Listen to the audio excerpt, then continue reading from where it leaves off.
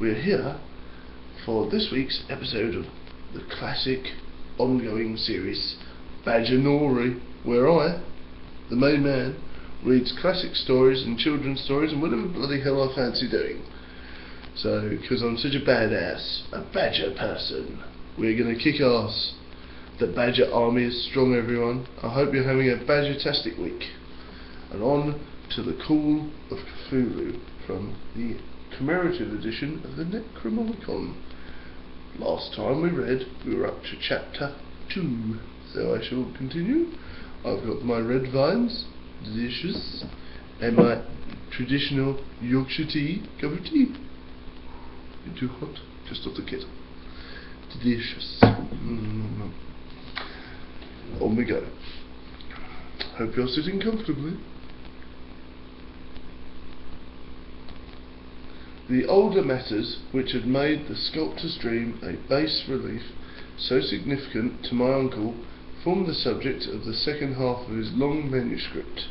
Once before, it appears, Professor Angell had seen the hellish outlines of the nameless monstrosity, puzzled over the unknown hieroglyphs, and heard the ominous syllables which can be rendered only as Cthulhu, and this is in so stirring and horrible connection that it is in small wonder he pursued young Wilcox with queries and demands for data. This early experience had come in 1908, 17 years before, when the American Archaeological Society held its annual meeting in St. Louis. Professor Angell, as befitted one of these authorities and attainments, had a prominent part in the deliberations, and was one of the first to be approached by the several outsiders who took advantage of his convocation and offered questions for correct answering and problems for expert solution. The chief on these outsiders, in one short time, the focus of interest for the entire meeting, was commonplace looking middle-aged man who had travelled all the way from New Orleans from certain special information unbeknownst to the local source. His name was John Raymond Legacy, and he was by profession an inspector of police. With him he bore the subject of his visit, a grotesque, repulsive, and apparently very ancient stone statuette, whose origin he was at a loss to determine. It must not be fancied that Inspector Legacy had the least interest in archaeology. On the contrary, his wish for enlightenment was prompted by purely professional considerations. The statuette, idol, fetish, or whatever it was, had been captured some months before in Wooden Swamp, south of New Orleans, during the raid on a supposed voodoo meeting, and so singular and hideous were the rites connected with it that the police could not but release that they had stumbled on a dark cult totally unknown to them, and infinitely more diabolic than ever the blackest of African voodoo circles. Of its origin, apart from the erratic and unbelievable tale extorted from the captured members, absolutely nothing was discovered. Hence the anxiety of the police for an Anglican law who might help them in place of the frightful symbol, and thought it tracked down the cult to its fountainhead. Inspector Legacy was scarcely prepared for the sensation of it offered that created. One sight of this thing had been enough to throw the assembled men of science into a state of tense excitement, and they lost no time in crowding around him to gaze at the diminutive figure whose utter strangeness and air of genuinely abysmal antiquity hinted so potential at our Oakland and archaeological visitas. No recognised school of sculpture had animated this terrible object, yet centuries and even thousands of years seemed recorded in its dim and greenish surface of unplaceable stone. The figure, which was finally passed slowly from man to man for close and careful study, was between 7 and 8 inches height, and of exquisitely artistic workmanship. It represented a monster, vaguely of anthropodic outline, but with an octopus-like head, whose face was a mass of feathers, a scaly, rubbery-looking body, prodigious claws, and a hind and 4 feet, and long, narrow wings behind. This thing, which seems instinct with a fearsome and unnatural malignancy, was of somewhat bloated corpulence, and squatted evilly on a rectangular block or pedestal covered with undecipherable characters. The tips of the wings touched the back edge of the block. The seat occupied the centre, whilst the long curved claws of the double-up crouching behind legs gripping the front edge extended a quarter of the way down towards the bottom of the pedestal.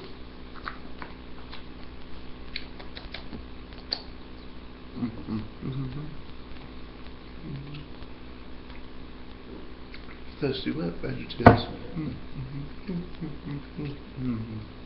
This ain't easy though.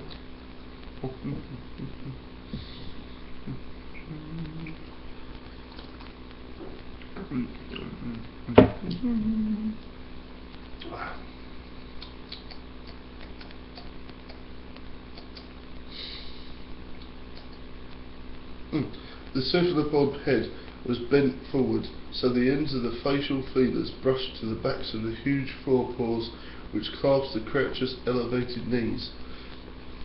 The aspect of the whole was abnormal, lifelike, and more subtly fearful because its source was so totally unknown. Its vast, awesome and uncalculable age was unmistakable, yet not one link did show any unknown type of art belonging to the civilization's youth, or indeed any other time. Totally separate and apart, its very material was a mystery, for the soapy greenish black stone with its golden iridescent flecks of saturations resembled nothing familiar to geology or mineralogy. The characters along the base were equally baffling, and no member presented represented half the world's expert learning in the field could form at least notion of even their remotest linguistic kinship. They, like the subject and material, belonged to the most something horribly remote and distinct from mankind as we know it, something frightfully suggestive of old and unhallowed circles of life, which our world and our conceptions had no part. And yet the members severely shook their heads and confessed defeat as the inspector's problem. There was one man in that gathering who suspected a touch of bizarrely familiarity in the monstrous shape in the writing, and who presently told with some difference of the odd trifle he knew.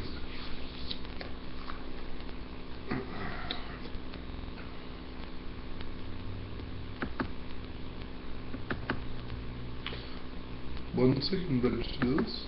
Here. The late William Channing Webb, Professor of Anthropology in Princeton University, the explorer with no slight note. Professor Webb had been engaged 48 years before in the Tower of Greenland and Iceland in search of some runic inscriptions of which he failed to unearth, and whilst high upon the West Greenland coast had encountered a singular tribe of cult and degenerate Eskimos whose religion, a curious form of devil worship, chilled him with its deliberate bloodthirstiness and repulsiveness. It was a faith of which other Eskimos knew little, and which were mentioned only with shudders, saying that it had come down from horrific ancient eons before ever the world was made. Beside nameless rites and human sacrifices, there were certain queer hereditary rituals addressed to a supreme elder devil Tursunuk, and of this Professor Webb had taken careful photogenic copies of the aged Adnanok, or wizard priest, expressing the sounds in Roman letters as best he knew how. Just now prime significance was fetish, which this cult had been cherished, around which they danced where the aura leaked high over the ice cliffs. This was, Professor stated, a very crude bas-relief of stone, comprised a hideous picture and some cryptic writing, and as far as we could tell, it was a rough parallel in all essential features of the bestial thing now lying before the meeting. These data, received with suspenseful and astonishment by the assembled numbers, proved doubly exciting to Inspector Legrassi, and he began at once to ply the informant with questions. Having noted and copied an oral ritual among the swamp cult worshippers, these men had arrested and besought the Professor to remember as best he might the syllables taken down amongst the Dilobist Eskimos, and then followed the exhaustive comparison of details. A moment of really awed silence, and both detective and scientist agreed on the virtual identity of the phrase common to two hellish rituals so many worlds of distance apart. What, in substance, both the Eskimo wizards and the Louisiana swamp priests had chanted to their kindred idols was something very much like this, the world divisions being guessed from traditional breaks in the phrase as chanted aloud. Fatang Mlafu Nafu Cthulhu Rael Began Now Fatang. Legrassi had one point advanced the Professor Webb, for several among these mongrel prisoners had repeated him the older celebrant had told them the word's meaning. This text ran something like this: in this house at Rail, dead Cthulhu went streaming. And now, in response to general urgent demand, Inspector Legrassi related his as fully as possible the experience of the swamp worshippers, telling a story which I could see my uncle attached profound significance.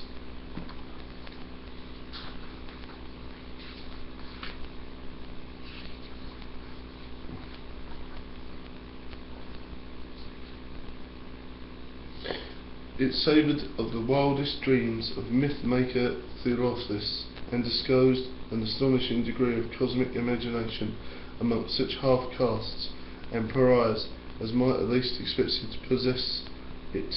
On November the 1st, 1907, there had come to New Orleans police a frantic summons from the swamp and lagoon country of the south. The squatters there, mostly primitive but good-natured descendants of the Laffy's men, were in the grip of stark terror from the unknown thing which had stolen upon them in the night. It was voodoo, apparently, but voodoo of a more terrible sort than they had ever known, and some of the men and children had disappeared since the malevolent tom-tom had begun its incessant beating far within the black haunted woods where no dweller ventured. There were insane shouts of harrowing screams, soul-chilling chants, and dancing devil forms, and the frightened messenger added, the people could stand it no more. So a body of 20 police, filling 2 carriages and an automobile, had set out in the late afternoon with the shivering squatter as a guide. At the end of the passable road they alighted, and for miles splashed the silence through the terrible cypress woods where day never came. Ugly roots of malignant hanging nooses of Spanish moss beset them, and now and then a pile of dank stones or fragments of rotting wall, intensified by a hint of morbid habitation and depression, which had ever manifold the tree and ever fungus insect combined to create. At length the squatter settlement, a miserable huddle of huts, hove in sight, and hysterical dwellers rang out to cluster among the bobbing lanterns. The muffled beat of tom-toms was now faintly audible far, far ahead, and the curdling shriek came at infrequent intervals when the wind shifted. A reddish glare, too, seemed to halter through the pale undergrowth beyond the endless avenues of forest night, are reluctant even to be left alone again. Each one of the coward squatters refused point blank to advance another inch towards the scene of unholy worship. So Inspector Legrassi and his 19 colleagues plunged unguarded into the black arcades of horror that none of them had ever trod before.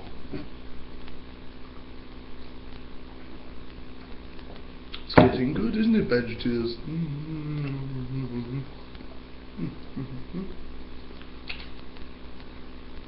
The region now entered by the police was one of the traditional evil repute, sustainably unknown and traversed by the white man. There was legends of hidden lake and glimpse to the mortal sight, in which dealt a huge, formless white polypus thing with illuminated eyes, and squatters whispering the bat-winged devils flew up out of the caverns in inner earth to worship the midnight. They said it had been here before Deville, before LaSalle, before the Indians, and before ever the wholesome beasts and birds of the woods. It was nightmare itself, and to see it was to die. But it made men dream, and so they knew enough to keep away. The present voodoo orgy was, indeed, on the merest fringe of Aberera, and the location was bad enough. Hence, perhaps, the very place of worship had terrified the squatters more than the shocking sounds and the incidents.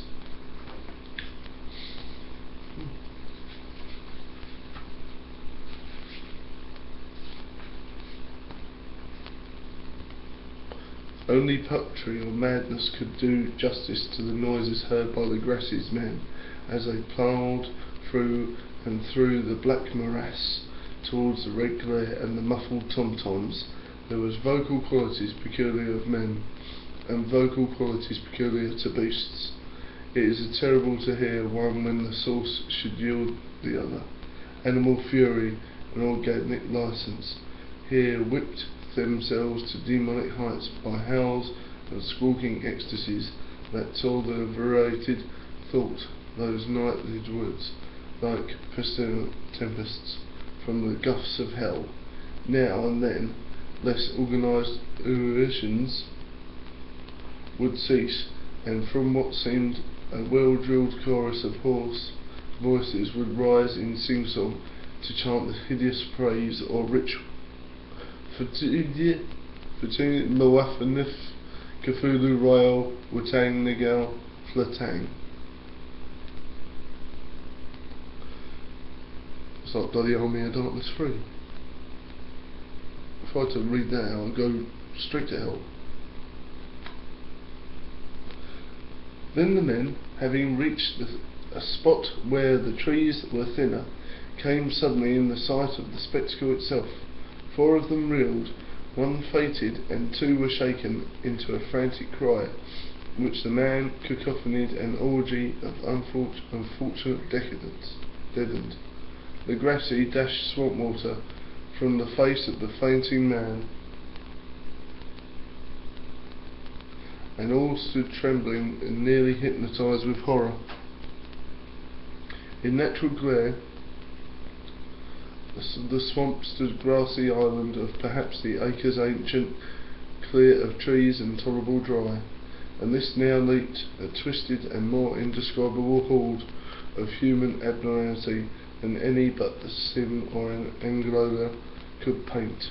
Void of clothing, this hybrid spawn were braying, bellowing and writhing about a monstrous ring-shaped bonfire, in the centre of which, revealed occasional rifts in curtains of flame, stood the great granite monolith, some 8 feet tall in height, and top of which, incongruous to its diminutiveness, rested the noxious carven statuette.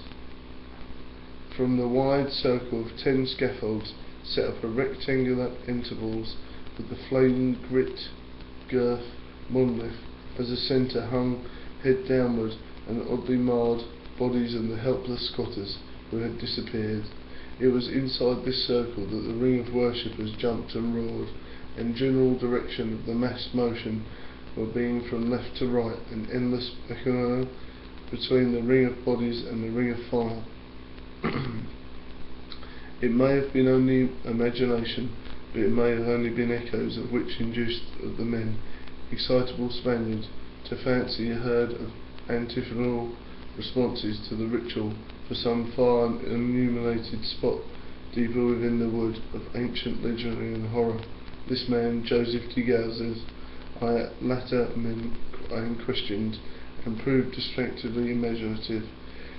He indeed went too far as to hint the faint beating of the great wings and the glimpse of shining eyes and mountainous white bulk beyond the remotest trees, but I have supposed he is inhering too much native superstition. Actually, the horrified pause of the men was comparatively brief duration. The duty came first, although there have been many nearly 100 mongrel celebrants in the throng. The police relied on their firearms and plunged determinedly into the nauseating rot. For 5 minutes the resolute chaos had begun beyond description. Wild blows were struck, shots and fired, and escapes were made, but in the end the Gracie was able to count some 47 sullen prisoners, whom had forced to dress the haste and fall in line between 2 rows of policemen. 5 of the worshippers lay dead, and 2 severely wounded. Ones were carried away on improvised stretchers by their fellow prisoners. The image of the monolith, of course, was fully removed and carried back by the Gracie. I think we're going to leave it there, Badgerteers. I hope you've enjoyed my Chapter 1 and most of Chapter 2 of The Call of Cthulhu. I'll probably read the last few pages of Chapter 2 and go on to Chapter 3. Let me know what other books you'd like me to highlight and read, and would you like me to do book reviews and movie reviews soon? Let me know, please, Badgerteers. It is, of course, a pleasure to see you all, and of course a Badgertastic day to you all. Happy Friday tomorrow. It's Badger Friday. Every day is a Badger Day. So look after yourselves, and remember, spread the word, share, subscribe, do the stuff if you want the Badger to kick ass. And remember, we're all in this together. We are the Badger Army. See you soon, guys. Bye. Look after yourselves.